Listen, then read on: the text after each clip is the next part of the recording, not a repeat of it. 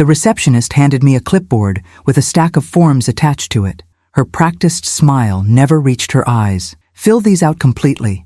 Make sure to check any boxes for high-risk behaviors or medical conditions. When you're done, take a seat until we call your name. I nodded, the shame burning hot beneath my skin as I retreated to an empty corner of the donation center's waiting room. The blue vinyl chair squeaked as I sat down, and I stared at the forms, my vision blurring slightly. Harper Bennett, age 53. Current address. I hesitated, then wrote down my sister Claire's address. 6 months ago, I would have written the penthouse on Lakeshore Drive. 6 months and a lifetime ago. Around me, college students scrolled through phones, an elderly man dozed in the corner, and a young woman in scrubs, probably coming off a night shift, filled out her own forms with practiced efficiency. All of us here to trade parts of ourselves for cash. The difference was that they looked like this was routine. I felt like an imposter in my carefully pressed blouse, the last remnant of my former wardrobe, saved for job interviews that never materialized. Just for the plasma, I whispered to myself, clicking my pen repeatedly. Just $40 for Mia's medication.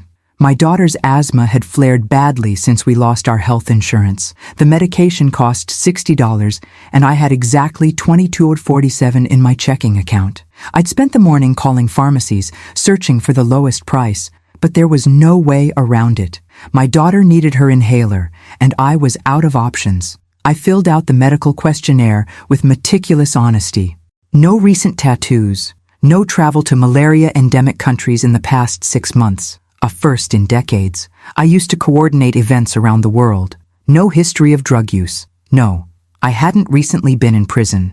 Have you ever fainted during a medical procedure? I checked no, though I considered checking yes, just to have someone attend to me a bit more carefully.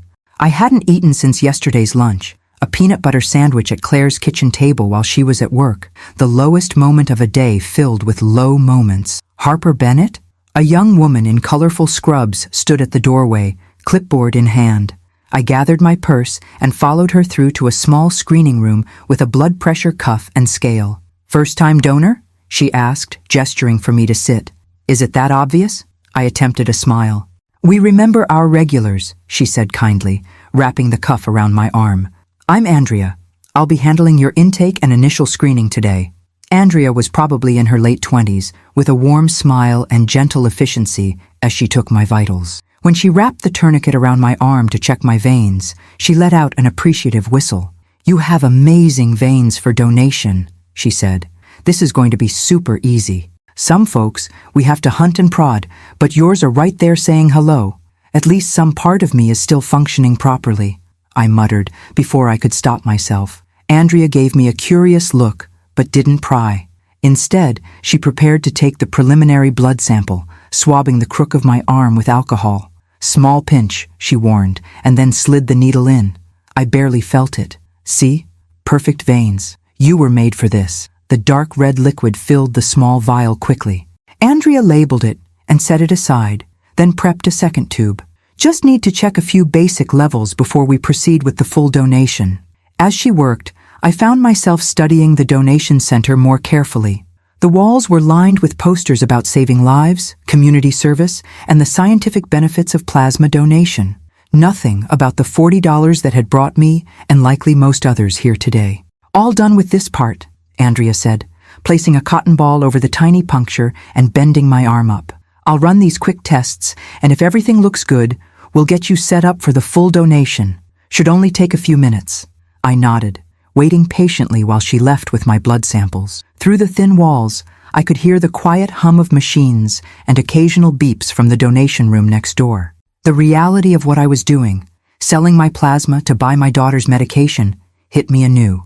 How had Elegance by Harper, the premier event planning business in Chicago for 2 decades, collapsed so completely? How had Gavin, my husband of 25 years, walked away so easily? You've ruined our lives, he'd said, packing his clothes while I sat numb on our bed, as if the spoiled seafood that poisoned half the guests at the Lakeside Bank's anniversary gala had been a deliberate act on my part rather than a catastrophic equipment failure. I was pulled from my bitter memories when the door opened again. Andrea returned, but her expression had changed dramatically. She was pale, her eyes wide, clutching my blood sample tube as if it contained nitroglycerin. "Mrs. Bennet," she said, her voice noticeably different. She stopped, composed herself. "Would you mind waiting just a few more minutes? Dr. Stewart needs to verify something with your sample." "Is something wrong?" My heart skipped. "Am I sick?" No, it's not like that." Her reassurance seemed genuine. "It's actually, just wait, please. Dr. Stewart will explain everything." Before I could press further, she hurried out again, still carrying my blood sample. 5 minutes stretched to 10, then 15. I considered gathering my things and leaving. Clearly something strange was happening, when the door opened again. A man in his late 40s wearing a white coat entered, followed by Andrea. His expression was one of barely contained excitement. "Mrs. Bennet, I'm Dr. James Stewart, medical director here." He extended his hand, which I shook automatically. "I apologize for the wait, but we needed to confirm something quite extraordinary about your blood." "Extraordinary?" I repeated. "Yes." He sat on the rolling stool across from me, leaning forward. "Mrs. Bennet, you have what we call Rh null blood. It's often referred to as golden blood because it's the rarest blood type on Earth. There are only about 42 known people worldwide with this blood type." I stared at him, certain I'd misheard. "I'm sorry. What?" "Your blood lacks all rhesus antigens. It's universally compatible with any other rare blood type." His voice contained an almost reverential quality. "To find a new Rh null donor is, well, it's like discovering a unicorn." As I struggled to process this information, a sharp series of beeps came from Dr. Stewart's pocket. He pulled out a pager, glanced at it, and his eyebrows shot up. "Mrs. Bennet, would you excuse me for just a moment? This is urgent. I'll be right back to explain everything in more detail." He left the room in a rush, leaving me alone with Andrea, who was still looking at me like I'd sprouted wings. "What does this mean?" I asked her. "I just came for $40. Andrea smiled, a strange mix of awe and sympathy in her expression. "I think, Mrs. Bennet, your day is about to change in ways you can't imagine." 20 minutes later, Dr. Stewart returned with a third person in tow, a tall man in an impeccably tailored charcoal suit who looked wildly out of place among the clinic's utilitarian furnishings. His presence exuded authority, like someone accustomed to rooms falling silent when he entered. "Mrs. Bennet, this is Tim Blackwood," Dr. Stewart said, his voice pitched slightly higher than before. "He's a representative for the Richter family and has come here specifically to speak with you." The suited man stepped forward, extending a manicured hand. "Mrs. Bennet, it's an honor. I apologize for this unconventional introduction, but time is of the essence." I shook his hand automatically, feeling increasingly disoriented. "I don't understand what's happening." Dr. Stewart gestured for everyone to sit. "Our system automatically logs rare blood types in an international database. When we confirmed your Rh null status, it triggered an alert.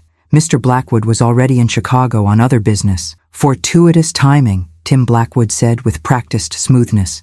"Mrs. Bennet, are you familiar with Alexander Richter?" The name rang a distant bell. "The Swiss banker? I believe his family sponsored the International Finance Summit in Geneva a few years ago. My company had bid on the event, but lost to a local firm." "Precisely." Blackwood nodded, seemingly impressed. "Mr. Richter is currently facing a critical health situation. He requires heart surgery that can only be performed with transfusions from an Rh null donor. His medical team has been searching for a compatible donor for weeks," Dr. Stewart added. "Your blood type is the only match they've found in the Western Hemisphere."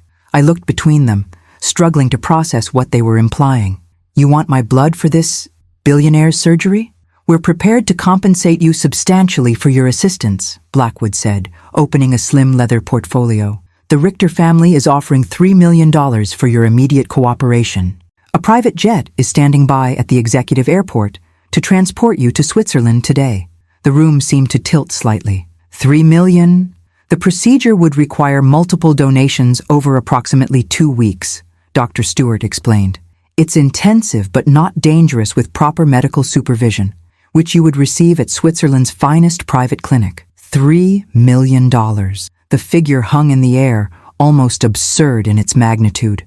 6 hours ago, I'd been panicking about finding $40 for my daughter's medication.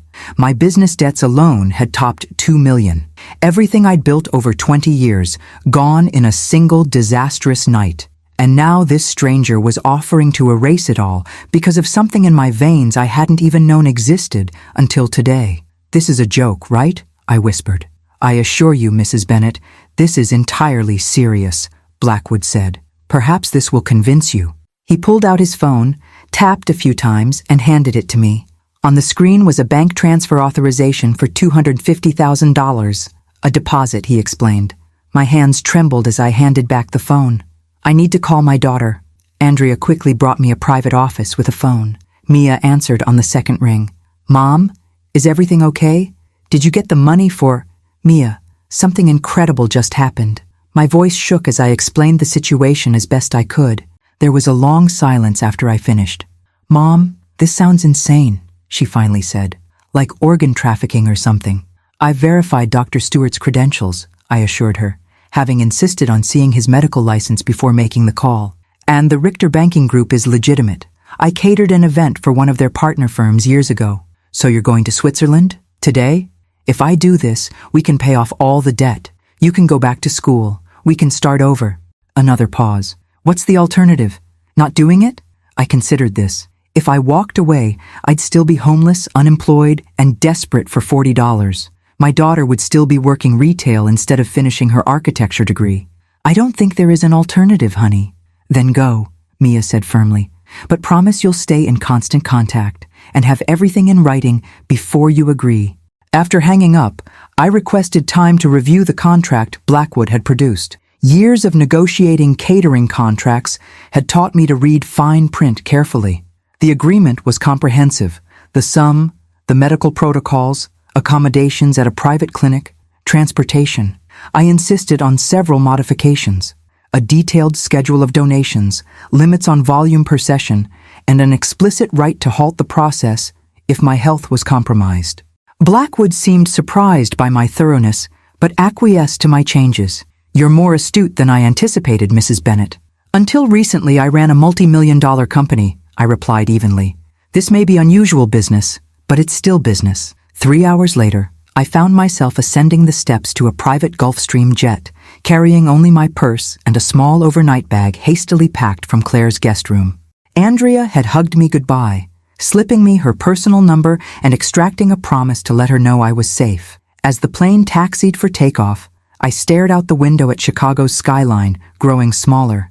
Somewhere in that grid of buildings was the luxury apartment I'd lost, the office where I'd built my company, and the life I'd thought defined me. "Mrs. Bennet, can I offer you something to drink?"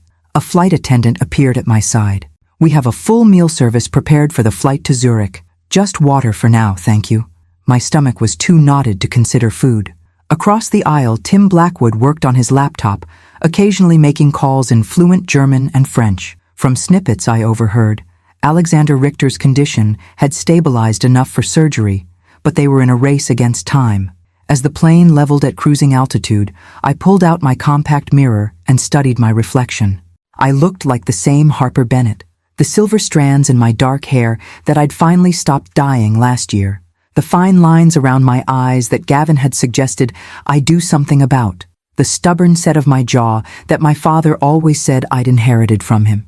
Nothing about me suggested I carried something so rare and valuable inside. "Mrs. Bennet," Blackwood called, interrupting my thoughts. "Dr. Klaus Weber, Mr.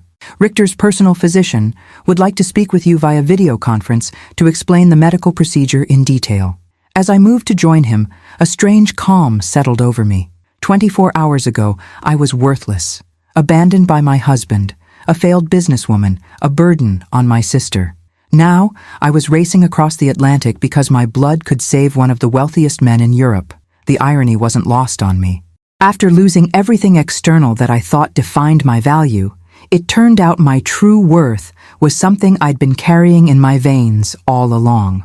The private clinic perched on the edge of Lake Geneva looked more like a luxury resort than a medical facility. Floor-to-ceiling windows captured the stunning panorama of alpine mountains reflecting in crystal waters. My suite, and it was a suite, not a hospital room, featured a separate sitting area, a marble bathroom larger than Claire's entire guest room, and a private balcony with a view that would have cost thousands per night in my former life. I'd barely settled in when a soft knock announced the arrival of my medical team.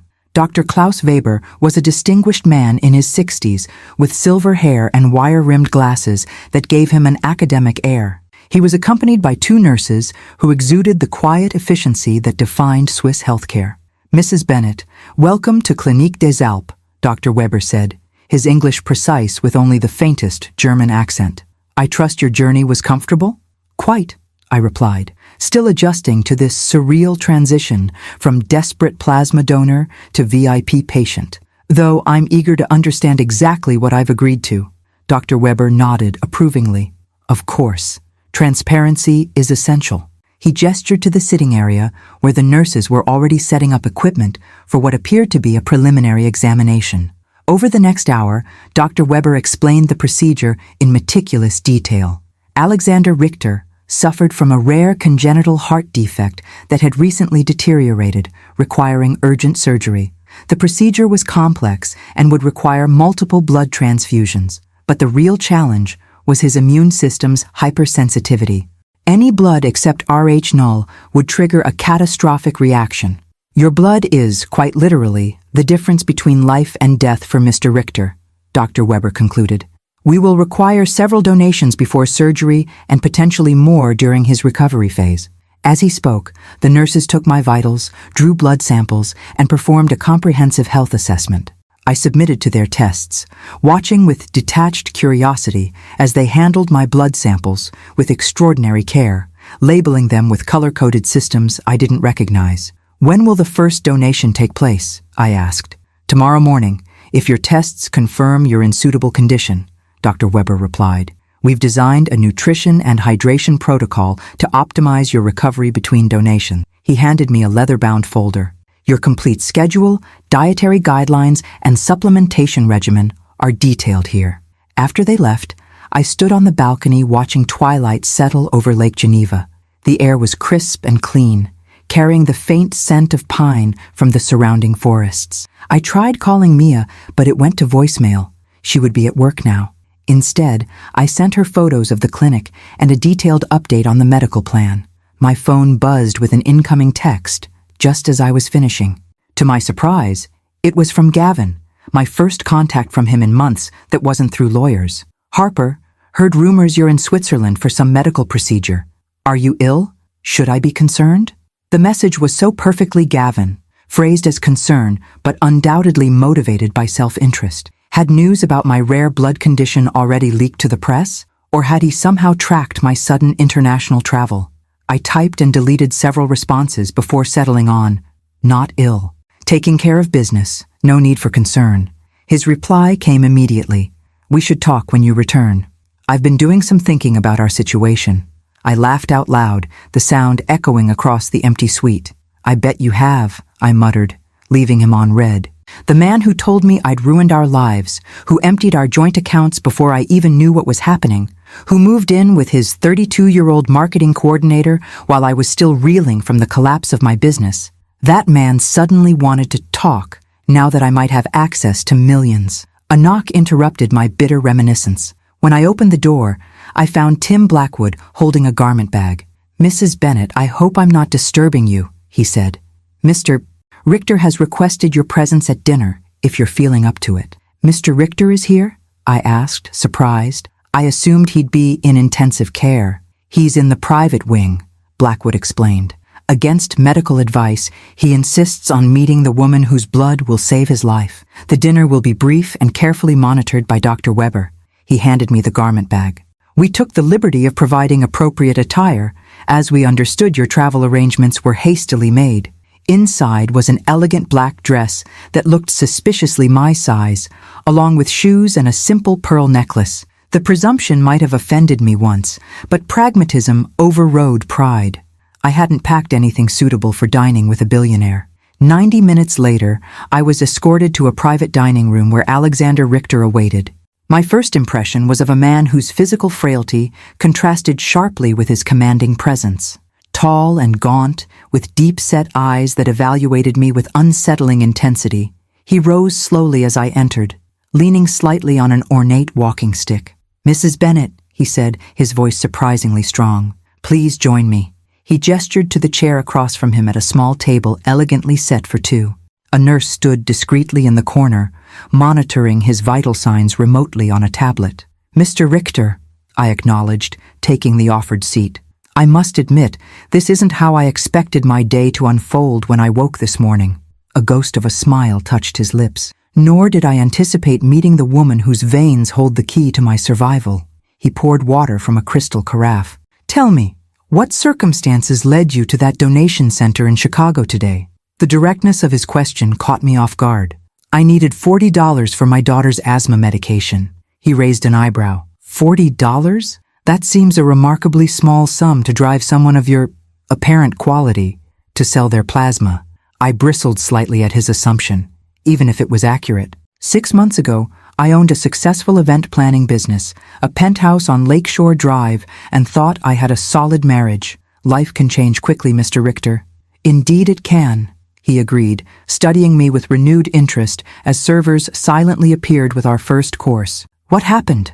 Perhaps it was the surreality of the situation or simple exhaustion, but I found myself telling him the unvarnished truth about the catastrophic equipment failure that poisoned half the guests at the Lakeside Bank Gala, the lawsuits that followed, the supplier who declared bankruptcy leaving me liable, and finally, Gavin's abandonment when our assets evaporated. "So, this morning, I needed $40 I didn't have," I concluded, realizing I'd barely touched my food during this recounting. "And now I'm dining in Switzerland with a man prepared to pay millions for my blood. Life is nothing if not unpredictable." Richter listened without interruption, his expression inscrutable. When I finished, he was quiet for a moment before responding. "Do you know what I find most interesting about your story, Mrs. Bennet?" he asked finally. "What's that?" "You've lost everything external. Your business, your home, your husband. Yet you still carry within you something of extraordinary value that no one can take away." He gestured toward my arm, where the tiny mark from this morning's blood test was barely visible. "There's a profound metaphor there, don't you think?" Our eyes met across the table, and in that moment I felt seen in a way I hadn't in years, perhaps even during my marriage. This stranger, this billionaire fighting for his life, had distilled my situation to its essence in a way that both disarmed and disturbed me. "I suppose there is," I agreed quietly, though I'd trade metaphorical profundity for my daughter's college tuition in a heartbeat. He laughed then, a genuine sound that seemed to surprise even him, before a slight wince crossed his features. The nurse immediately stepped forward, but he waved her away. "I believe we'll get along well, Mrs.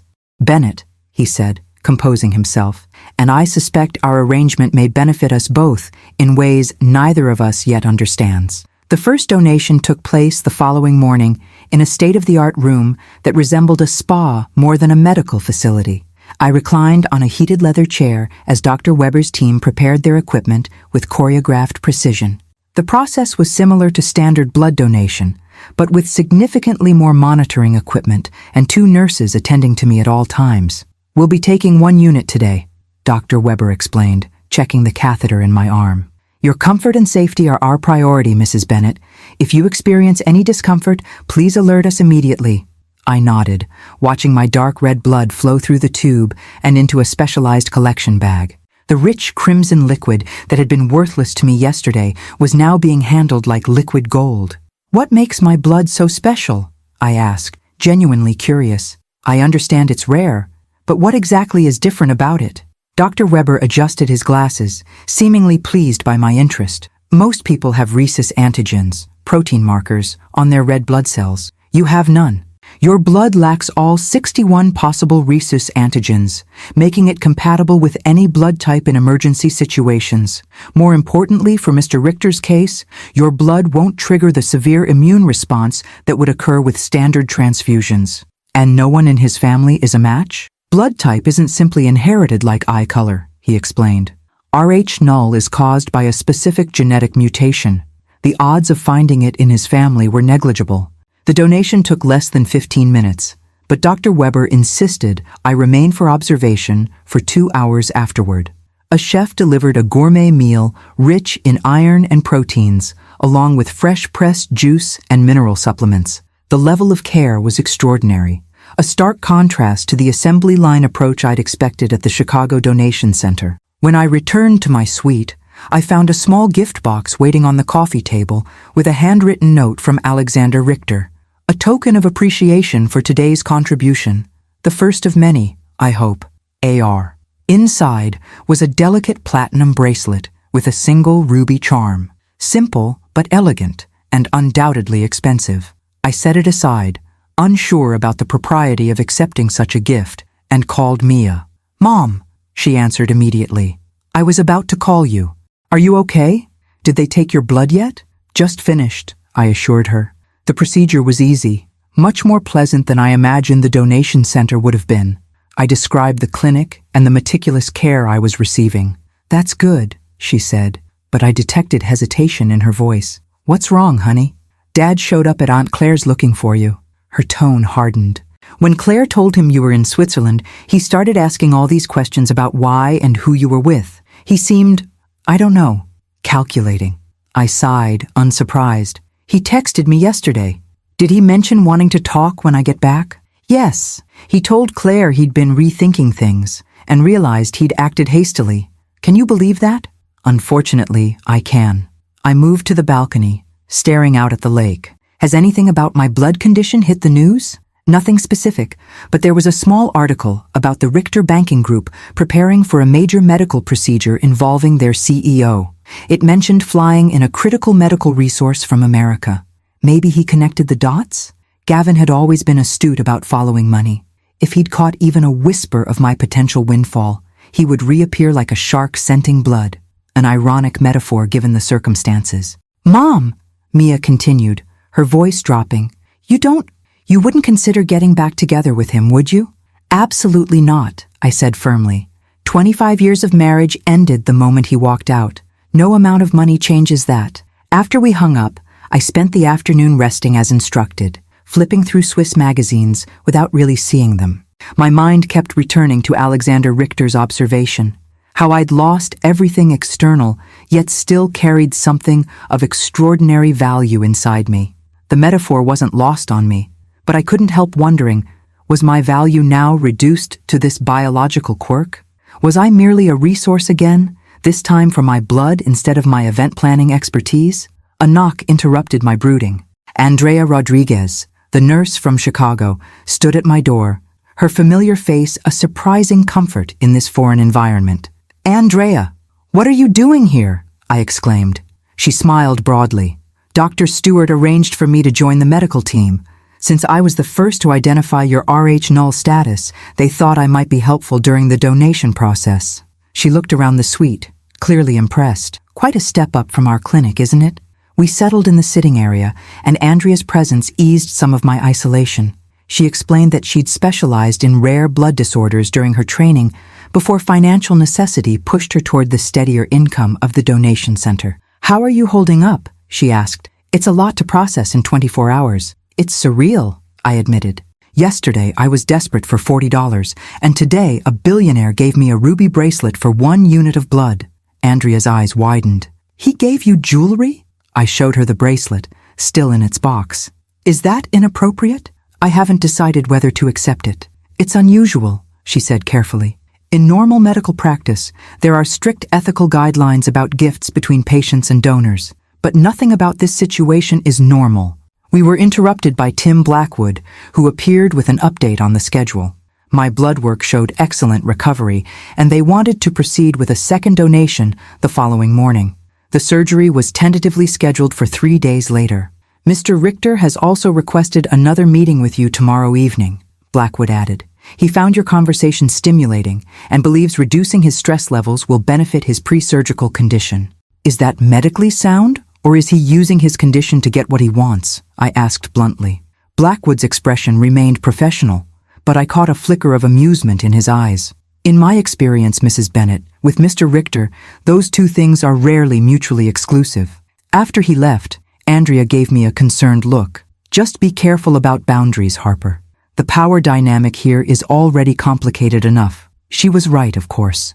I was simultaneously invaluable and vulnerable, the literal lifeblood for a man accustomed to wielding enormous power, yet dependent on his financial rescue. I needed to navigate this strange relationship carefully. That evening, I received another text from Gavin. Called Claire looking for you. Why didn't you tell me about Switzerland? What medical procedure requires international travel? We should discuss this together, as family. I stared at the message, anger bubbling up from some deep reservoir I thought had run dry months ago. As family? I said aloud to the empty room. The audacity was breathtaking. The man who'd emptied our accounts and moved in with another woman while I was still shell-shocked from losing my business now wanted to invoke family ties? I typed a reply, deleting and rewriting several times before settling on. We're not family anymore, Gavin. You made that abundantly clear when you left. My medical decisions are no longer your concern. His response came immediately. Don't be hasty, Harper. People make mistakes. I've been thinking a lot about us lately. I bet you have, I muttered, setting my phone aside without responding. I moved to the window, watching lights twinkle along the shoreline of Lake Geneva. Tomorrow, they would take more of my blood, this substance that had suddenly transformed me from worthless to priceless in the eyes of the world. But its value had always been there, unrecognized, flowing through my veins every day of my life. The realization brought an unexpected sense of peace. Whatever happened with Alexander Richter, whatever Gavin was plotting, whatever the future held, I carried my true worth within me, and always had. By the third day, the clinic staff had settled into a routine around my presence. The morning nurses greeted me by name, the chef prepared my post-donation meals according to my preferences, and even Tim Blackwood had softened his formal demeanor slightly. I'd donated 2 units of blood, with a third scheduled for tomorrow, and my body was holding up well thanks to the meticulous care I was receiving. What I hadn't expected was Alexander Richter's continued interest in my company. After our initial dinner, he'd requested another meeting, and then another. Each conversation revealed more layers to this complex man who held such power in the financial world, yet now found himself utterly dependent on a stranger's biological quirk. You didn't have to accept, you know, he remarked during our third meeting, a lunch in the clinic's private garden. Despite his frail appearance, he insisted on being outdoors whenever possible. You could have named your price, demanded 10 million, 20. In my position, I would have paid it. I considered this as I sipped my mineral water. Perhaps that's why you're a banker, and I ran an event company. Different instincts. Indeed. His piercing gaze studied me. Though I suspect it's more than that. You accepted quickly, but you negotiated terms carefully. Medical safety protocols, schedule limitations, clear boundaries. You wanted fair compensation, not exploitation. That speaks to character. I shrugged, uncomfortable with his analysis. Or perhaps just business sense. My company may have failed, but I learned a few things in 20 years. Tell me about it, he said, surprising me. Your company. What made it special before the incident? No one had asked me about Elegance by Harper since its collapse. People either avoided the topic entirely or spoke of it in hushed, pitying tones. But Alexander's question held genuine curiosity, so I found myself describing the business I'd built from a one-woman operation in my apartment to a staff of 47 with corporate clients across the Midwest. Our signature was personalization. We never used templates. Every event was built from the ground up based on the client's vision and needs. Pride crept into my voice despite myself. We were known for solving impossible problems. The mayor once called us the Navy SEALs of event planning. If something seemed logistically impossible, we were the ones they called. Until the seafood incident, he noted, not unkindly. Until then, I agreed. One equipment failure, one bad night, and 20 years of reputation vanished. Alexander shifted in his chair, a slight wince betraying his discomfort, despite his attempts to hide it. The business world can be merciless that way. One misstep erases 1,000 successes. Is that what happened to you? I asked boldly. A misstep? He raised an eyebrow, clearly unused to such direct questioning. My condition is congenital, a birth defect, though it manifested serious symptoms only recently. I meant with your family, I clarified. I've noticed no one has visited you. For someone preparing for life-threatening surgery, you seem remarkably alone. A shadow crossed his face. My family's situation is Complicated. My ex-wife lives in Monaco with her third husband. My son manages our Asian operations from Singapore. They've been notified, of course, but they haven't come. They'll attend my funeral, if necessary, he said, with surprising detachment, or the press conference announcing my recovery should you and Dr. Weber succeed. The casual way he referenced his possible death struck me. Doesn't that bother you, being alone at a time like this? He gestured around us at the private clinic. I'm hardly alone. I have a full medical team, staff attending to my every need, and now you, my golden-blooded savior. That's not the same as family. Perhaps not. He examined me with renewed interest. Yet you're hardly surrounded by loved ones yourself, Mrs. Bennett. Your daughter remains in Chicago, and from what you've mentioned of your sister, your relationship seems strained at best. The observation stung because it was accurate. I changed the subject. Is there anything you want to do before the surgery? Anywhere you'd like to go, while you still can? He seemed amused by the question. You sound as though you're offering to fulfill a dying man's last wish. I'm offering a distraction, I corrected. Sitting here counting down to surgery can't be good for your stress levels. To my surprise, he considered the suggestion seriously. There is a small art gallery in the old town. They're exhibiting a collection I've been interested in seeing. Then we should go, I said impulsively. If Dr. Weber approves, of course. That afternoon, after considerable negotiation with the medical team, we set out for the gallery in Alexander's private limousine. A nurse accompanied us, discreetly monitoring his vitals via a small device he wore beneath his immaculate suit. The gallery had been closed to the public for our visit, another reminder of the power this man wielded even from his sickbed. The exhibition featured contemporary European artists exploring themes of transience and permanence, a subject that struck me as almost too on the nose given our circumstances. Alexander moved slowly through the space, occasionally pausing to examine a piece more closely. I noticed he was particularly drawn to the more provocative works, those that challenged conventional aesthetics or presented uncomfortable juxtapositions. What do you see in this one? He asked, stopping before a large canvas that appeared, to my untrained eye, as chaotic splashes of red against a dark background. Honestly, it looks like a bloodbath, I said without thinking. To my relief, he laughed, a genuine sound that momentarily transformed his austere features. Precisely why I appreciate your company, Mrs. Bennett. No artificial analysis, no pretension.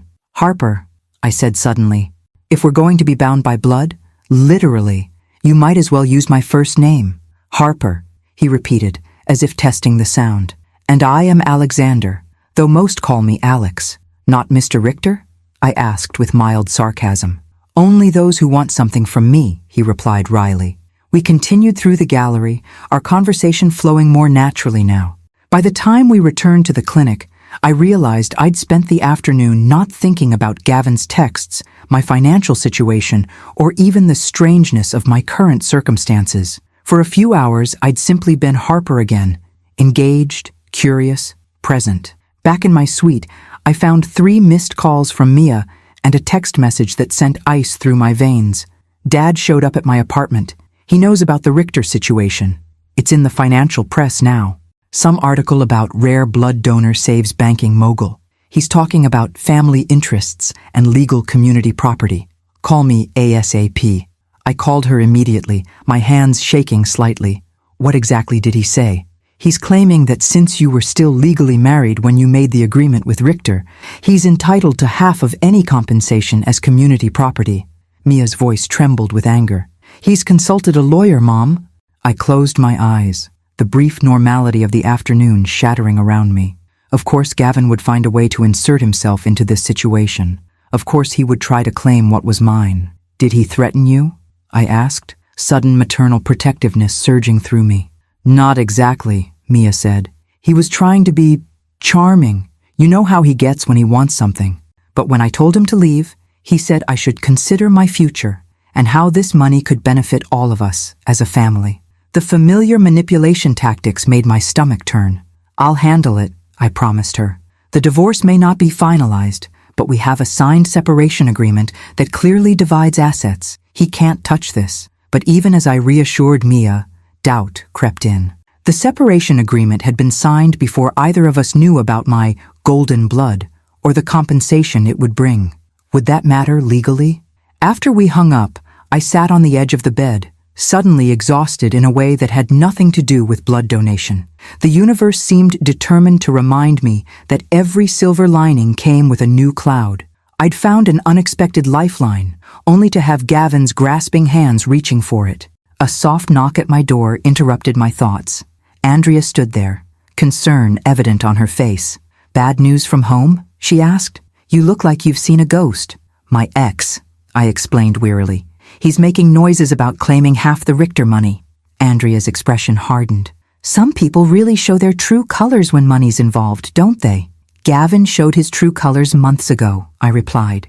"This is just the encore performance." The morning of Alexander's surgery dawned clear and crisp, the Alps razor sharp against a perfect blue sky. I'd made my final pre-surgery donation the previous day and felt surprisingly strong, thanks to the clinic's aggressive nutritional support and rest protocols. From my balcony, I watched the medical helicopter land on the clinic's roof, bringing, I presumed, the specialized surgical team that would perform the procedure.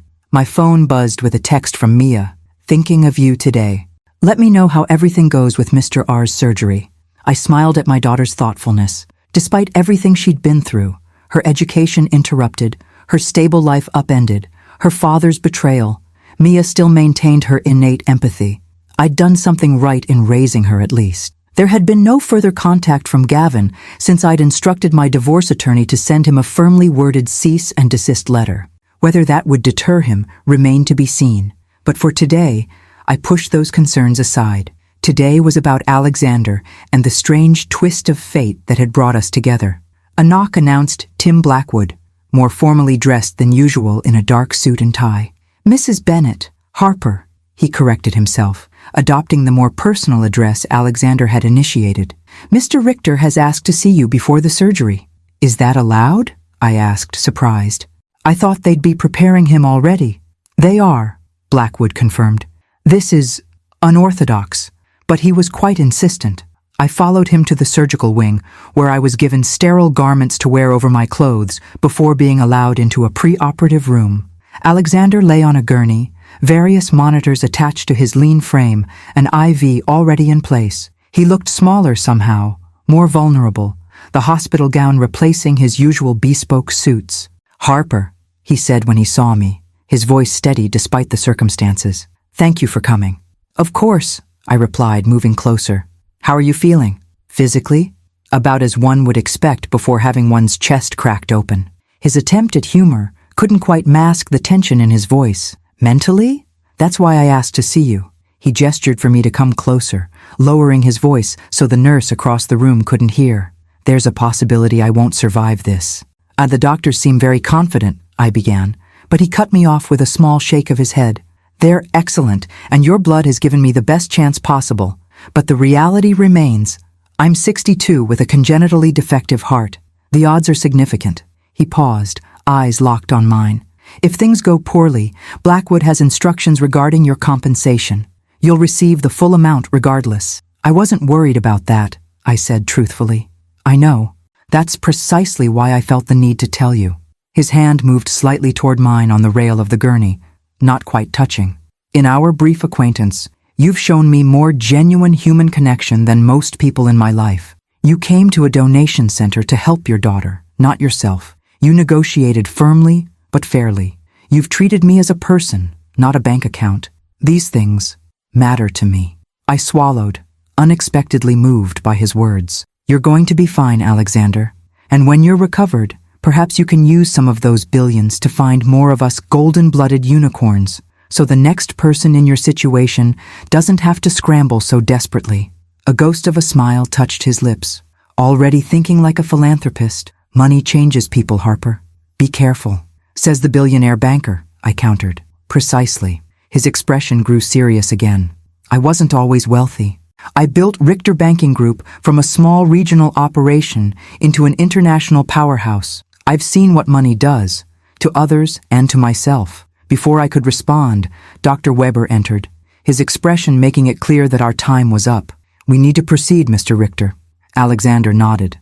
"One moment." He turned back to me. "Whatever happens, thank you for your golden blood, Harper Bennett. It's worth far more than $3 million. Then you overpaid, I said lightly, trying to ease the sudden heaviness between us. I suspect, in the end, we'll find I got quite a bargain. With that enigmatic statement, he nodded to Dr. Weber, indicating he was ready. I was escorted back to my suite, where Andrea was waiting with a light breakfast and strict instructions for me to rest. The surgery will take at least 8 hours, she informed me. There's nothing to do but wait. Waiting had never been my strong suit. As an event planner, I was used to constant motion, solving problems, making decisions. Forced inactivity made me restless. After picking at my breakfast, I tried reading, then watching television, then scrolling through news sites on my tablet, anything to distract from the strange anxiety I felt about Alexander's surgery. "You're really worried about him, aren't you?" Andrea observed, bringing me tea mid-morning. "Is that strange?" I asked. A week ago, I'd never heard of him. "Now I'm pacing about like a concerned friend," she suggested. "It's not strange. You've literally given your blood to save his life. That creates a connection." "It's more than that," I admitted. "We've talked a lot these past days. He's not what I expected." Andrea gave me a knowing look. "Richter's reputation in financial circles is pretty cutthroat. The Alpine Shark, some call him. I can see that side of him," I acknowledged. "But there's more. Underneath all that power and control, he's just human, facing his mortality alone.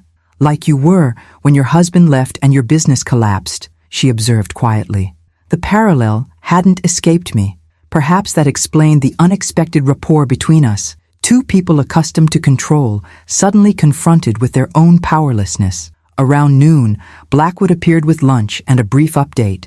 The surgery was proceeding as expected, with no complications thus far. He seemed surprised by my evident concern. "You've developed quite an interest in Mr. Richter's welfare," he noted. "Shouldn't I be interested in the outcome of a surgery that requires my rare blood type?" I deflected. Blackwood studied me thoughtfully. "In my 15 years working with Alexander Richter, I've rarely seen him connect with anyone the way he has with you. It's unexpected." "We're hardly friends," I protested. "We've just had a few conversations while I've been donating blood." "Mr. Richter doesn't just have conversations," Blackwood replied. "Every interaction has a purpose." His words unsettled me, suggesting an agenda behind Alexander's apparent openness. Was I being naive? Had our discussions been strategic rather than genuine? My phone chimed with a notification, mercifully interrupting this uncomfortable line of thought. It was an email from my divorce attorney. "Gavin's lawyer has formally requested disclosure of the Richter agreement as part of divorce discovery. We need to discuss strategy ASAP." A fresh wave of frustration washed over me. Even here, thousands of miles away, Gavin's grasping influence reached me. I forwarded the email to the attorney Blackwood had arranged to handle the Richter agreement, asking for her opinion on the divorce implications. The rest of the day passed in excruciating slowness. I fielded a call from Claire, who seemed torn between concern and resentment over my sudden change in fortune. I spoke with Mia again, reassuring her about my health while carefully avoiding details about Alexander that might find their way back to Gavin. At 7 that evening, Dr. Weber finally appeared at my door, still in his surgical scrubs, exhaustion evident in the lines of his face. "The surgery is complete," he announced. "Mr. Richter has survived the procedure." "And his prognosis?" I asked, my heart pounding unexpectedly hard. "The next 48 hours are critical," Dr. Weber said cautiously, "but we achieved everything we hoped to surgically. Your blood performed exactly as we needed it to. Without it—" He left the sentence unfinished, but his meaning was clear. I sank into a chair, surprising myself with the intensity of my relief. "When can I see him?" Dr. Weber raised an eyebrow. "He'll be unconscious in intensive care for at least 24 hours. There's no need for you to—" "When can I see him?" I repeated firmly. He studied me for a moment before relenting. "Perhaps tomorrow evening, if his condition stabilizes." Briefly. After he left, I stood at the window watching night fall over Lake Geneva, the lights of the city glittering like earthbound stars. Alexander had survived the surgery. The first hurdle cleared. Why this mattered so much to me, beyond the practical implications of our agreement, was a question I wasn't quite ready to examine. Alexander remained in intensive care for 3 days, his recovery proceeding more slowly than the medical team had hoped, but without major complication. During this time, I found myself in a strange limbo, no longer actively donating blood, but not yet released to return home. Blackwood explained that I needed to remain available for potential additional donations during Alexander's recovery phase, but I suspected there was more to my continued presence at the clinic than medical necessity. On the 4th day post-surgery, I was finally permitted to visit Alexander. He was awake but heavily medicated, his usual sharp alertness dulled by painkillers and fatigue. Various tubes and monitors connected him to machines that beeped and hummed, tracking his vital functions with clinical precision. "Harper," he said when he saw me, his voice a rasp of its usual resonance. "You're still here." "Where else would I be?" I replied, taking the chair beside his bed. "Someone has to make sure all that golden blood wasn't wasted." A ghost of his usual smile touched his pale lips. "Always practical." We sat in companionable silence for several minutes, the beeping monitors a strange counterpoint to the unspoken current between us. Finally, he spoke again, each word clearly requiring effort. "I had a dream during surgery. You were there." "Was I planning an event?" I asked lightly. "No." His gaze, though clouded by medication, held mine. "You were standing at a crossroads, holding something bright in your hands. You offered it to me, but then—" He frowned slightly, the memory slipping away. "I can't recall the rest." "Sounds like an anesthesia dream," I said, oddly disturbed by his description. "Perhaps," he shifted slightly, wincing. "Or perhaps symbolic. You quite literally offered me your life force. For $3 million, I reminded him, hardly a selfless gesture. We both know it wasn't just about the money." His eyes drifted closed, fatigue overtaking him. I sat with him until he fell asleep, troubled by his words. He was right, of course. Somewhere along this strange journey, the transaction had become something more complex than a simple exchange of blood for money. I'd begun to care about this man, his recovery, his future, his solitary existence despite his vast wealth. It was unexpected and slightly alarming. As I left the ICU, I nearly collided with a tall, impeccably dressed Asian man who shared Alexander's sharp features and penetrating gaze, though softened by youth. "Mrs. Bennett, I presume," he said, extending his hand. "David Richter, Alexander's son." I shook his hand, noting his firm grip and assessing gaze. "You've come from Singapore?" As soon as I could arrange it. A flicker of something, defensiveness perhaps, crossed his face. Contrary to whatever my father may have implied, his family does care about his welfare. He said very little about his family, I replied diplomatically. David's expression suggested he didn't believe me, but he let it pass. "The doctors tell me your blood saved his life. Our family owes you a debt of gratitude beyond the financial compensation." There was something rehearsed about his gratitude that reminded me of Gavin at his most professionally charming. I wondered how much this young man, who had clearly inherited his father's business acumen if not his warmth, knew about my arrangement with Alexander. "I should let you visit your father," I said, stepping aside. "Actually, Mrs. Bennett, I was hoping we might speak privately first." He gestured toward the waiting area. "There are some aspects of your arrangement with my father I'd like to discuss." Warning bells rang in my mind. Any discussions about my agreement should include Tim Blackwood and the attorneys who drafted it. "Of course," he said smoothly. "I simply thought a preliminary conversation might be beneficial. My father, while brilliant in business, can sometimes be impulsive when his health is concerned." "Your father struck me as quite methodical," I countered, "and I've found Blackwood to be extremely thorough." David's polite smile tightened slightly. "Mrs. Bennett, my concern is simple. My father has developed a personal interest in you that extends beyond the medical necessity of your blood type. This could complicate matters when he's thinking more clearly." The implication was clear. He believed I was somehow manipulating Alexander during his vulnerability. The suggestion stung more than it should have. "Mr. Richter, I have no designs on your father or his fortune beyond our existing agreement." I met his gaze directly.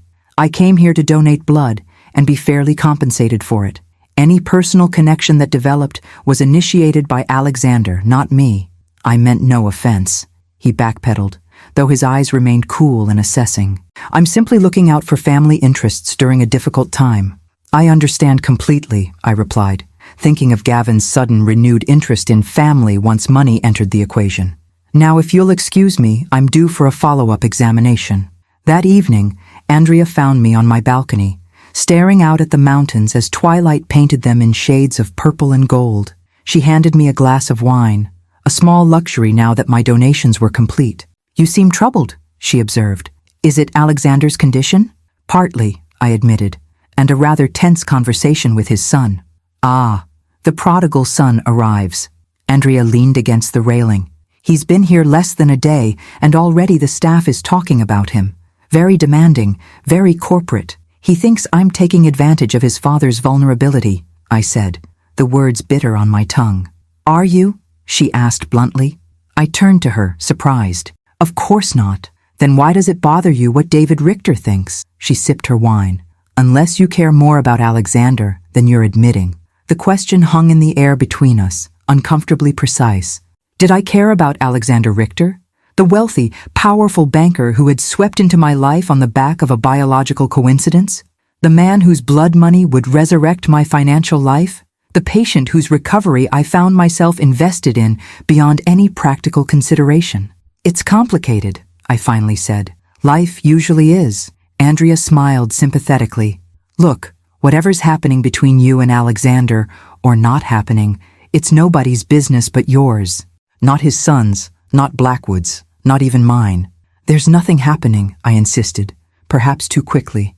"We've just connected somehow, found common ground despite our very different circumstances." "If you say so."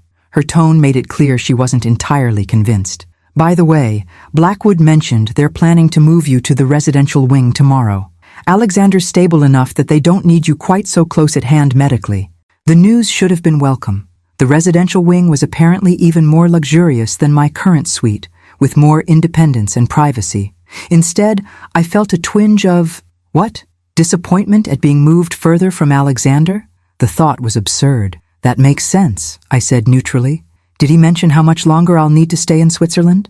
"Another 2 weeks, possibly 3, Andrea replied. "They want you available for any complications, plus there are some follow-up donations scheduled once Alexander is stronger.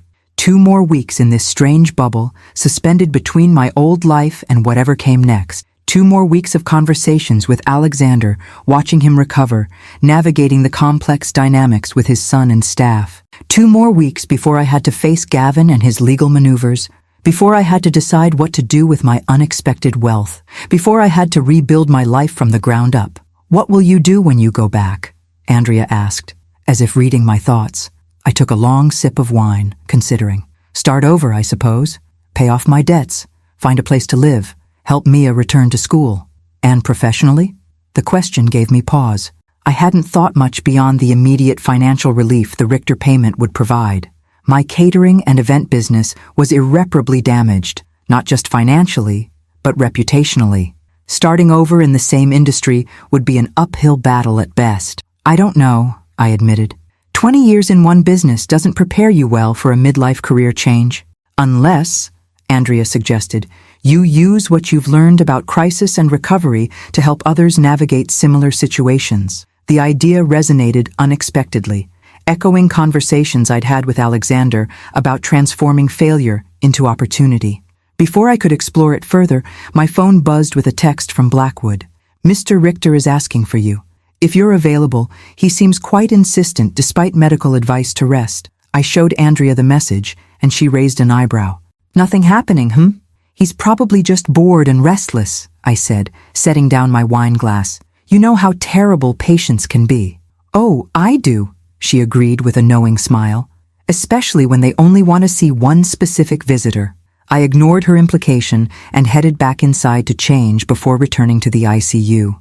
Whatever was happening between Alexander and me, this unexpected connection, this mutual recognition of something I couldn't quite name, it deserved exploration, not denial. And if his son or anyone else had opinions about it, well, I'd survived the collapse of my business and marriage. I could certainly handle a disapproving heir to a banking fortune. The residential wing of Clinique des Alpes resembled a 5-star alpine resort more than any medical facility I'd ever encountered. My new suite featured a full kitchen, a living area with a fireplace and floor-to-ceiling windows that framed the mountains like a living painting. Under different circumstances, I might have reveled in such luxury, but my thoughts remained distracted, split between concerns about Alexander's recovery, Gavin's legal maneuvers back home, and my own uncertain future. Alexander was moved from intensive care to a private recovery suite on the same day I transferred to the residential wing. Though still weak and requiring frequent monitoring, his natural authority reasserted itself quickly. Within days, he had established a modified work schedule, reviewing urgent banking matters via secure tablet and conducting brief video conferences with key executives, much to Dr. Weber's poorly concealed frustration. The man survived open-heart surgery less than a week ago, and he's already discussing international finance, Dr. Weber complained when I encountered him in the hallway.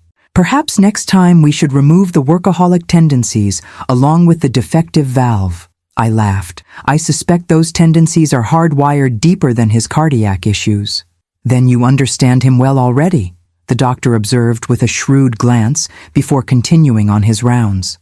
The comment lingered with me as I made my way to Alexander's suite for what had become our daily afternoon conversation, ostensibly to monitor my recovery as a donor, but in reality, a mutual respite from our respective situations. Today, I found him sitting up in a reclining chair rather than his bed, color gradually returning to his gaunt features. "You look stronger," I remarked, taking my usual seat beside him. "Appearances can be deceiving," he replied wryly. "But yes, progress is being made, thanks in no small part to your golden contribution." "How are things with David?" I asked, noting the stack of financial reports on his side table. Clearly his son's doing. Alexander's expression tightened almost imperceptibly. David is being David, efficiently managing the family business while simultaneously reminding me of my mortality and his readiness to assume control. "He seems concerned about your welfare," I offered diplomatically. "And about my relationship with you," Alexander added bluntly. "He took me aside yesterday to express concern that I might be, how did he phrase it, developing inappropriate attachments due to medical vulnerability." Heat rushed to my face. He implied something similar to me. "I apologize for my son's presumption.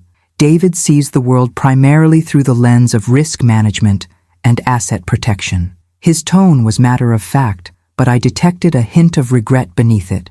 "A trait he inherited from me, I'm afraid." "You seem to have developed other perspectives," I observed. "Nothing clarifies one's priorities quite like facing death." He adjusted his position slightly, wincing at the movement. "Speaking of clarity, I've been thinking about your situation upon returning to Chicago." The abrupt change of subject caught me off guard. "My situation? Your ex-husband's legal maneuvering, your professional future, your daughter's education?" He gestured to a folder on his table. "I've taken the liberty of having Blackwood research some options." I stiffened. "I don't recall asking for assistance beyond our original agreement." Alexander studied me, his gaze sharp despite his weakened state. "You're offended." "I'm surprised," I corrected, though he wasn't entirely wrong. "I'm capable of managing my own affairs." "Of course you are. But why struggle unnecessarily when I have resources that might prove useful?" He pushed the folder toward me. "Considerate repayment of a debt that extends beyond our financial arrangement." I hesitated, torn between pride and practicality. Finally, curiosity won out, and I opened the folder. Inside were several documents: an analysis of Illinois divorce law regarding separation agreements and subsequently discovered assets, information about an exclusive arts college in Europe with a renowned architecture program, and most surprisingly, a detailed business plan for a consultation firm specializing in crisis recovery for businesses facing catastrophic setbacks. "What is this?" I asked, holding up the business plan. "An idea sparked by our conversations." Alexander's expression remained neutral, but I detected a hint of uncertainty in his eyes. "You have a unique perspective, someone who built a successful business, experienced a catastrophic failure, and is now rebuilding. That knowledge is valuable." I flipped through the meticulously prepared projections, market analysis, and potential client profiles. The concept was compelling, using my experience to help other businesses navigate crises and recovery. A way to transform my personal disaster into professional wisdom. "This is thorough," I said finally, unsure how to feel about him developing such a detailed plan without my knowledge. I have excellent analysts, he replied simply, and considerable experience recognizing untapped potential. Is that what I am? Untapped potential? The question came out more sharply than I intended. You're many things, Harper Bennett, he said quietly, most of which have nothing to do with business opportunities or blood type. The air between us shifted, charged with unspoken currents. Before I could respond, a knock at the door announced the arrival of Dr. Weber for Alexander's scheduled examination. Relieved and frustrated in equal measure by the interruption, I excused myself, taking the folder with me. Back in my suite, I spread the contents across the coffee table, examining each document more carefully. The divorce analysis confirmed what my own attorney had suggested. Gavin's claim on the Richter payment was tenuous at best, especially given the explicit division of assets in our separation agreement. The information about the Arts College revealed it offered a scholarship program for international students with exceptional portfolios, something Mia might qualify for with her remarkable design work. But it was the business plan that kept drawing my attention. Eventuality Consulting, the proposed name, with the tagline, Beyond Crisis Management. The concept was elegant in its simplicity, leveraging my experience to help businesses navigate catastrophic setbacks, not just surviving, but emerging stronger. Had Alexander somehow extracted this vision from our conversations, or had he recognized something in me that I hadn't yet acknowledged in myself? The thought was both flattering and unsettling. My phone rang, interrupting my contemplation. It was Mia. "Mom, have you checked your email today?" she asked without preamble, excitement vibrating in her voice. "No, why?" "I got the strangest message from the International College of Design in Geneva. They're inviting me to submit my portfolio for a full scholarship program. They said they're expanding their search for exceptional North American talent, and got my name from a recommendation." Her voice dropped to a near whisper. "Did you have something to do with this?" I glanced at the college brochure still lying open on my table. "Not directly," I hedged. "Was it him? Mr. Richter?" Mia was too perceptive by half. "Mom, is something going on between you two?" "He's a patient whose life I helped save through a biological coincidence," I replied, avoiding the question. "And he's apparently prone to grand gestures of gratitude."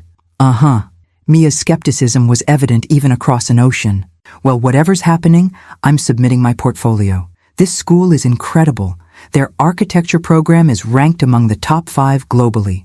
After we hung up, I sat staring at the business plan again. Alexander's grand gesture was far more than mere gratitude. He had offered not just financial compensation, but a potential future for Mia and for me. A path forward that built upon my past rather than trying to erase it. The question was, why? What did Alexander Richter gain from investing in my future beyond our blood arrangement? Was this another business transaction to him? A philanthropy project?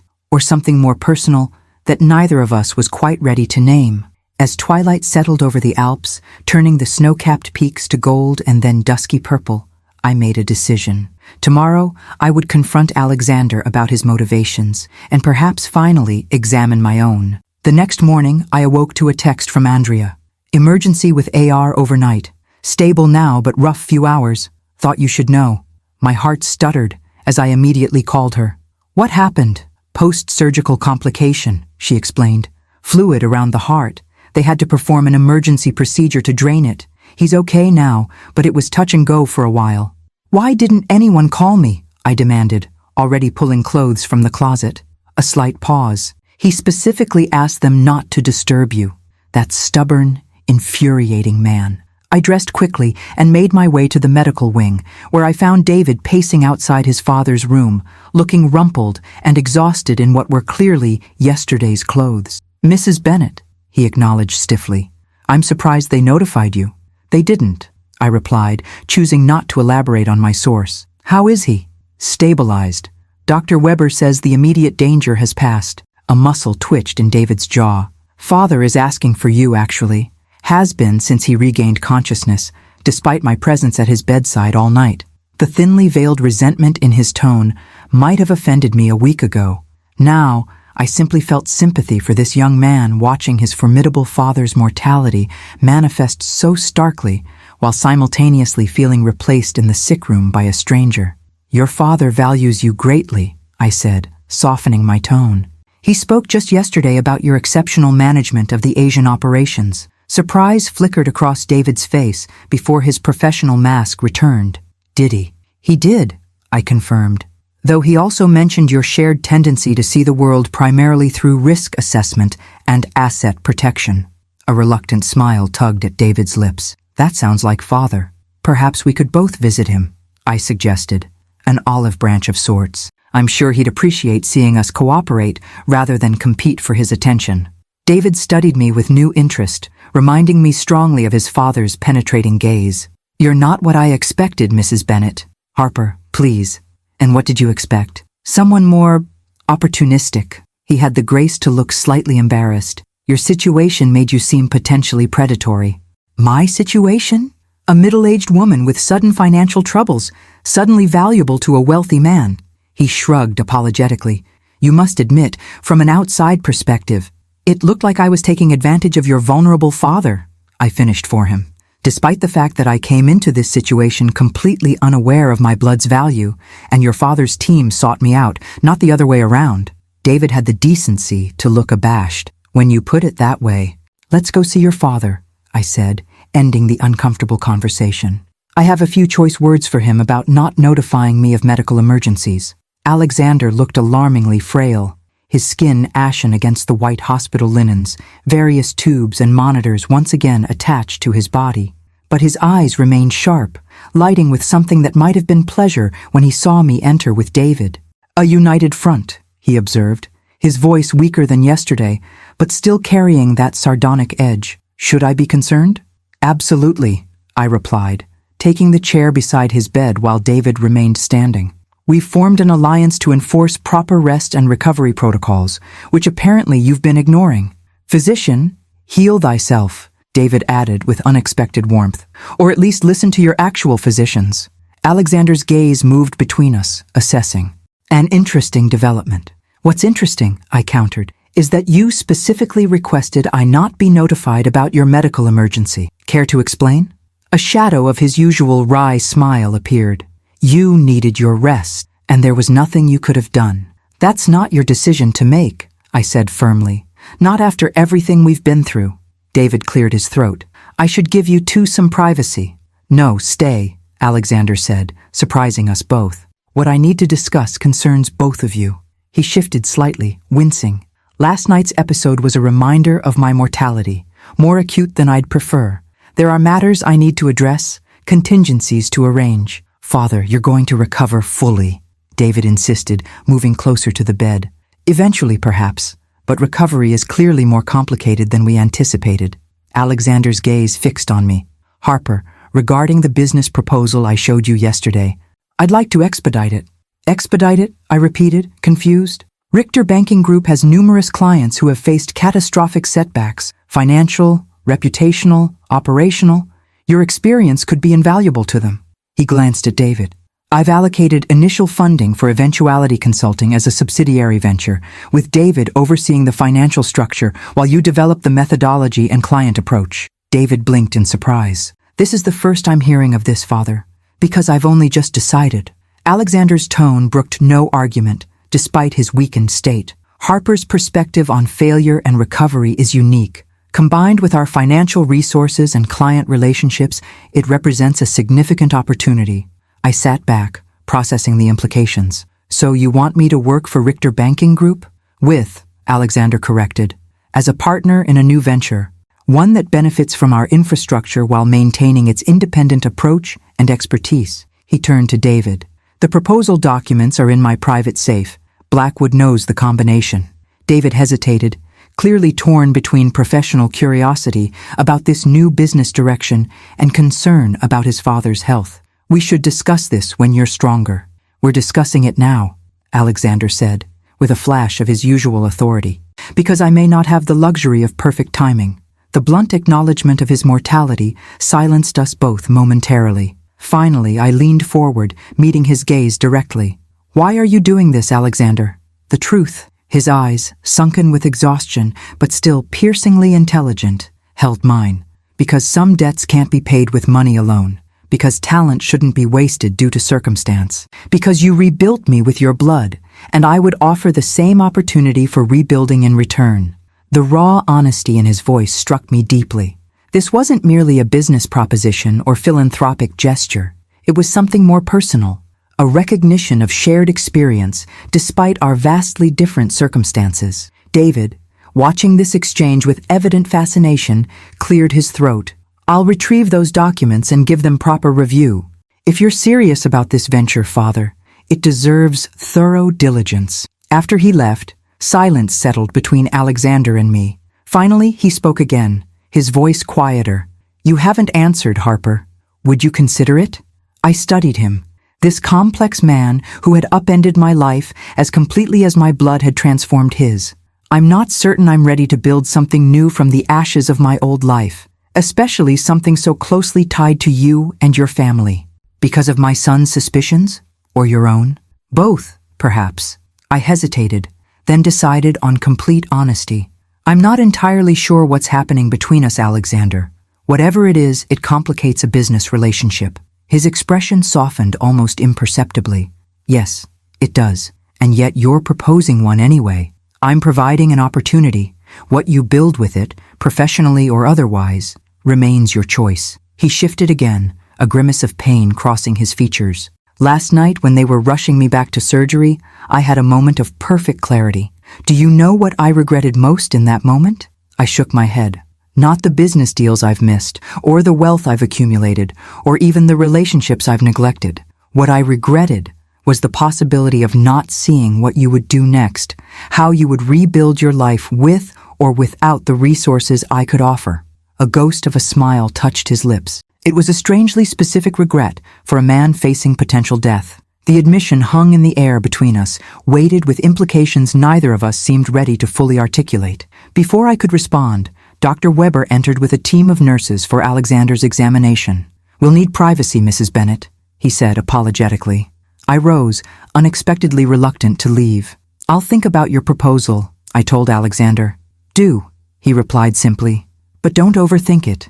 You have excellent instincts, Harper. Trust them.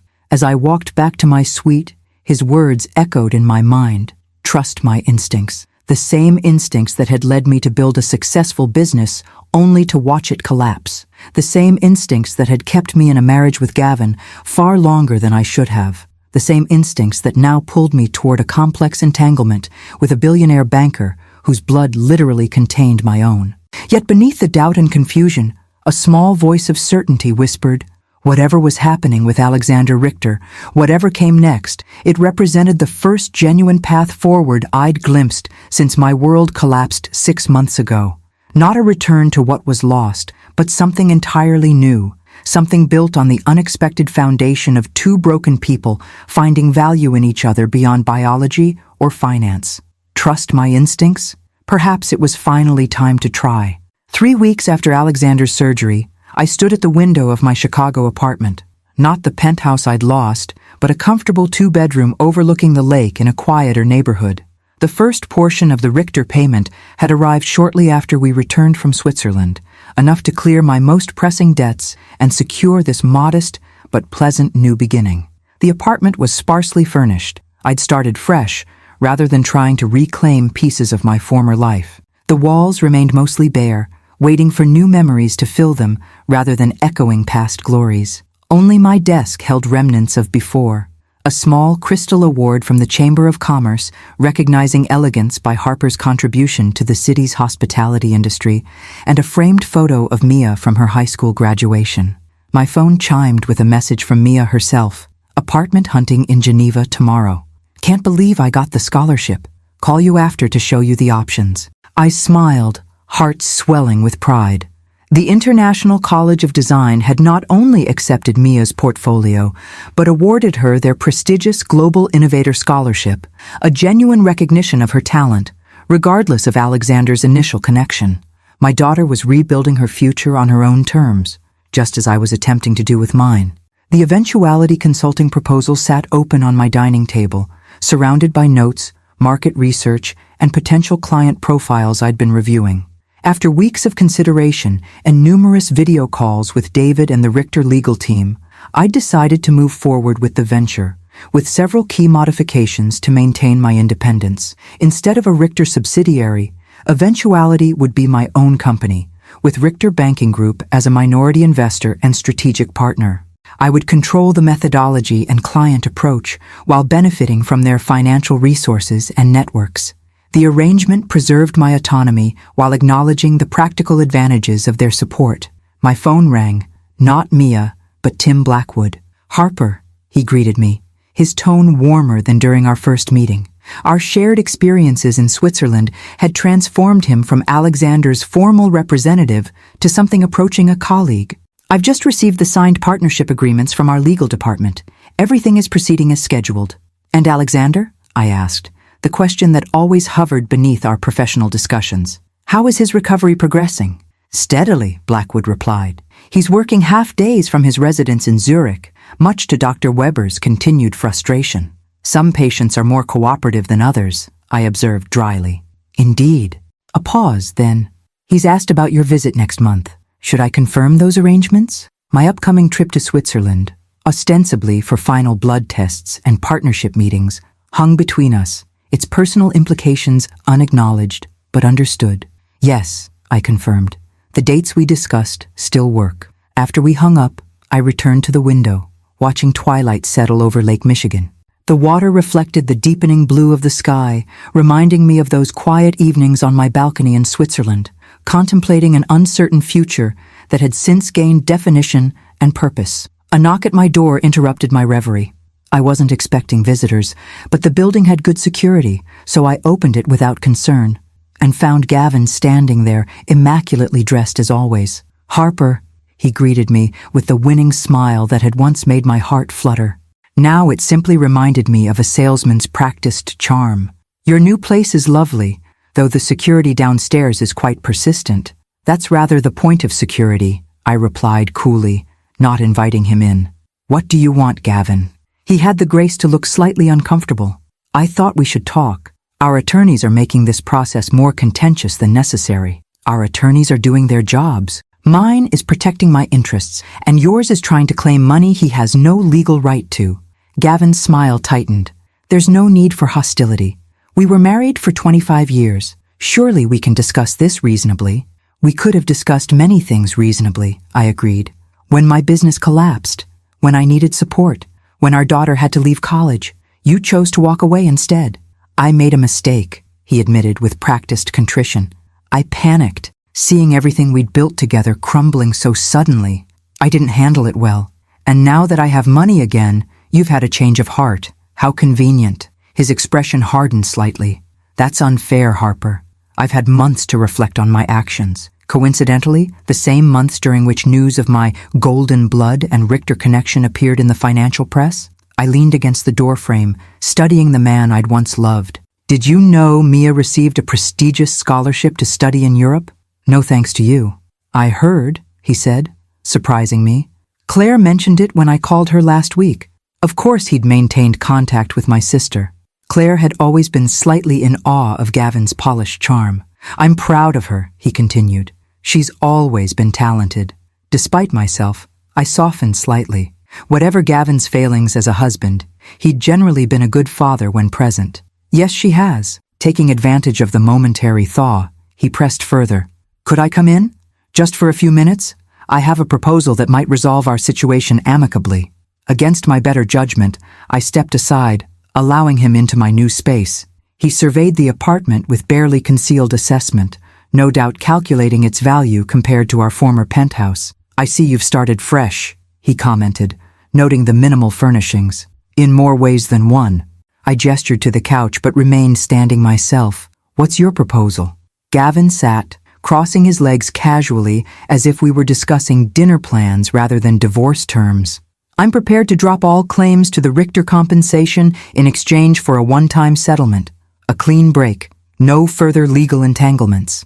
"How generous," I replied, not bothering to hide my sarcasm. "And how much would this clean break cost me?" He named a figure that, while substantial, was far less than his lawyers had been demanding. Under different circumstances, I might have considered it simply to end the conflict, but something had fundamentally changed in me since that day at the donation center. "No," I said simply. His confident expression faltered. "No? Your claim has no legal merit, Gavin. The separation agreement clearly divided our assets. The Richter arrangement came months after you left, when we were living completely separate lives. Our divorce isn't finalized because your attorneys have been deliberately delaying it," I interrupted. "My blood, my arrangement, my compensation. You abandoned me when I had nothing. You don't get to return now that I have something." He stood, the charming facade cracking to reveal the calculation beneath. "This new confidence doesn't suit you, Harper. Alexander Richter may have put stars in your eyes with his billions and business opportunities, but you're out of your depth. You always have been in the financial realm. And yet here I am, rebuilding while you're reduced to knocking on my door begging for handouts." The words were harsh, but delivered calmly. Without the emotional turmoil such a confrontation would have triggered months ago. "My attorneys will contact yours with our final position.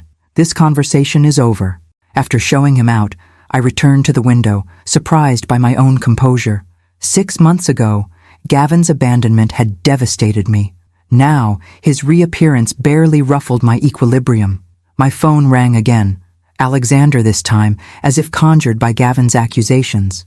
"Is this a bad time?" he asked when I answered, the connection crystal clear despite the ocean between us. "Actually, it's perfect timing," I replied, settling into my reading chair. "Gavin just left." Ah, a world of understanding in that single syllable. And how did that encounter go? Better than expected. For me, at least. Probably not for his ego. Alexander's soft chuckle warmed me despite the distance. "I wish I could have witnessed it. You're quite formidable when properly motivated." "A quality we apparently share," I observed. "Blackwood says you're working half days against medical advice. Blackwood reports too thoroughly," he grumbled, though without real annoyance. "How are the partnership arrangements proceeding?" We discussed business for several minutes, the structure of eventuality consulting, potential early clients, marketing approaches, before drifting into more personal territory. "Have you decided yet?" he asked finally, the question I'd been expecting. I gazed out at the darkening lake, considering my answer carefully. Alexander had presented me with a secondary proposal alongside the business venture, one far more personal in nature. After his recovery, he'd suggested spending 6 months in Chicago, ostensibly to help launch Eventuality, but with the unspoken purpose of exploring whatever connection had developed between us. "Yes," I said, having finally reached the decision during Gavin's visit. "I think we should see what this is between us, without the extraordinary circumstances of hospitals and billion-dollar banking empires clouding the issue." "And if it's nothing?" he asked, a rare vulnerability in his voice. "Then we'll have a successful business partnership and an unusual friendship with a remarkable origin story," I replied. "But I don't think it's nothing, Alexander." "Neither do I." The simple admission carried more weight than flowery declarations might have. "1 month until your visit. I've scheduled the follow-up blood tests with Dr. Weber for Monday morning, which leaves us the rest of the week for less medical interactions." We spoke for nearly an hour more, discussing everything from Mia's apartment hunt in Geneva to Alexander's plans for gradually transferring more operational control to David. There was an ease to our conversation that belied the complexities of our situation, the age difference, the geographical distance, the vast disparity in our financial worlds, even with my improved circumstances. After we hung up, I moved to my desk and picked up the small vial I kept there, a token doctor. Weber had given me before I left Switzerland, containing a tiny sample of my golden blood preserved in a clear resin pendant. In the lamplight, it glowed a deep, rich crimson, the physical embodiment of the extraordinary value I'd carried within me all along, unrecognized until a moment of desperate need revealed it. I returned to the dining table and reached for a blank notebook. At the top of the first page, I wrote, "Eventuality Beyond Crisis Management." Then below it, Chapter 1, The Value Within. My story wasn't just about blood, or money, or even unexpected second chances.